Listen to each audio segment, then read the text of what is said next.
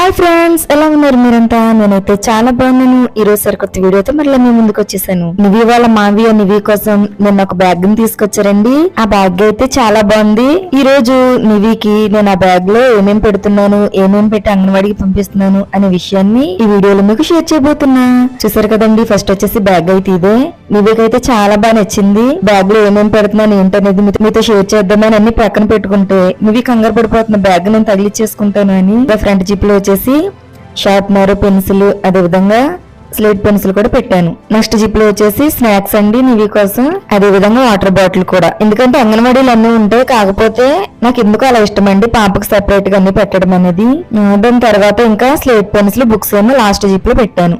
చూసారు కదండి, బ్యాగ్ అయితే చాలా బాగుంది. నివి అయితే కంగారు పడిపోతుంది, నేను తగిలించుకుంటాను, నాకు ఇచ్చే అని చెప్పేసి.